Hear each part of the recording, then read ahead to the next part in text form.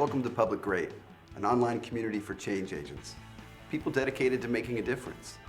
Today seems like a perfect time to be talking about changing government.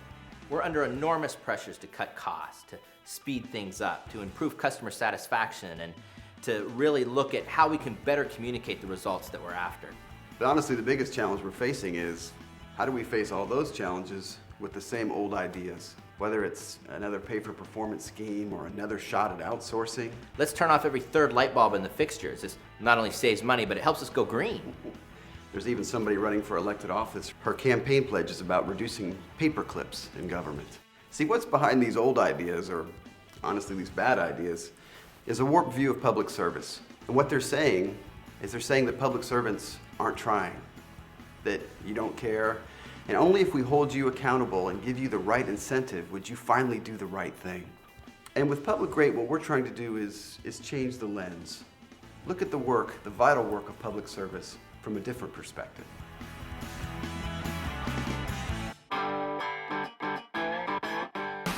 So Public Great was founded on 3 principles. The first of which is the work of government is noble. Yeah, and it's kind of odd to hear those two words together nowadays, government and noble.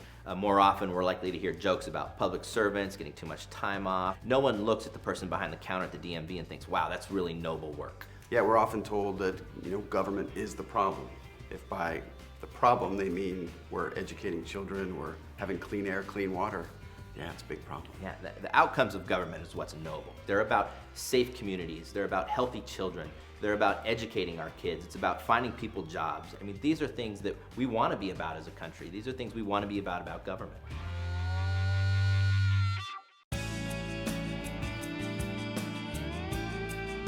The second principle is that the people of government are amazing. We've crisscrossed the country several times. We've worked with a lot of folks, but when I think about amazing people, I'm reminded of a time that I sat in at a call center for a child abuse hotline. It turned my stomach, my heart was broken, yet the operator at that call, she was gonna take that call and the next call and the next call, and this was what she was gonna do every day for the next 20 years of her career. And of course, after she's finished with that call, another amazing person is going to go out and actually go to the home and deal with the situation that they find there. It only takes a little bit of time with public service before you'll never have that perception again that there's something wrong with us in government. I was asked to officiate a retirement reception one time for a woman who'd been on our agency 30 years. And her job was to literally pull staples. That's what she did for 30 straight years, was pull staples on these documents. And they made some prepared remarks for me. And one of the things that they had put on the remarks was how many staples she'd pulled in her career. Anyway, it was heartbreaking as I was reading it, but it got worse, is after I sat down, people from the community came up and talked about her.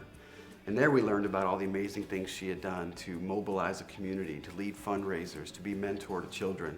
She was a fascinating woman, and we had spent 30 years just using her to pull staples. And I know we've seen that everywhere we go. We see these truly gifted people, and we just haven't tapped into their full potential.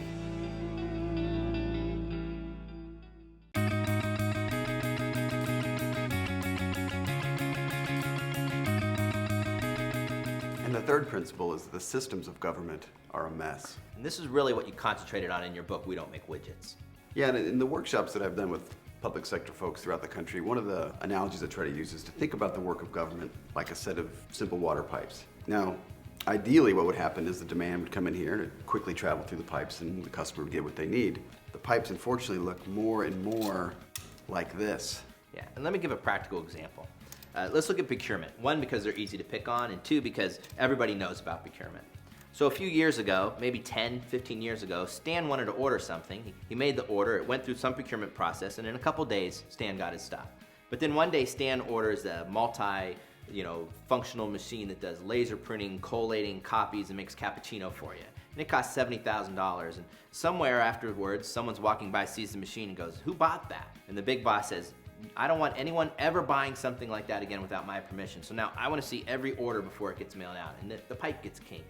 And then Stan's boss up the line says, "Well, before I hand it to my boss, I want to see it because I'm not getting called out on the carpet for one of Stan's silly decisions." And so Stan's immediate supervisor says, "Well, before it goes there, to go there, well, I want to see it too." And before you know it, for Stan to order something, it trickles in, it has to go through all these levels of approval, all these handoffs, and then it trickles out 6 to 8 weeks later when Stan gets his stuff. Yeah, our pipes have been ravaged by 15, 20 years of CYA, reorganizations, half-finished technology projects. And so we're trying to accomplish all these amazing things with pipes that have very little capacity. And so the results of government are accomplished through our pipes, through our systems. And our systems are shaped by our beliefs, by our thinking. If we're ever truly going to change government, we're going to have to change our thinking, and that's what Public Grade's all about. So you ask yourself, do I belong here at Public Grade? Well, the answer is if you think government people are the problem, you probably need to check out another site. If you think that politicians or elected officials are going to save the day, there's lots of sites out there that you can go to. This is not going to be it. But if you believe at the core that government work is noble, that the people are amazing, but the systems is what needs worked on, well, then I think you found a home. You might recognize Ken Miller. He speaks across the country on the principles we're talking about. He's the author of the best-selling book, We Don't Make Widgets and Other Myths That Keep Government from Improving, and The Change Agent's Guide to Radical Improvement. He's been working in government for over 20 years and has experience in almost every executive branch department. And you may recognize Bill Bott from all the photo shoots and magazines for all the awards that he's won. I don't know what you're talking about, Ken. Such as Governing's Public Official of the Year. He was named IT Executive of the Year by American Business Awards.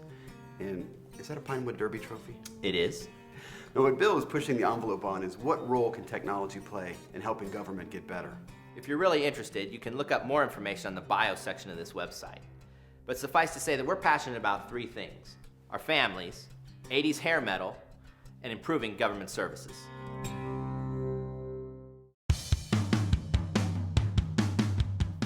But fundamentally, Public Grade is not about us. Well, not unless we can win an award for it. It's supposed to be about you. And what we can promise with Public Grade is this is not going to be some lame best practice site or some compilation of columns from people who don't get government Or worse, they don't like government. Yeah, I mean, to change something, you have to truly love it.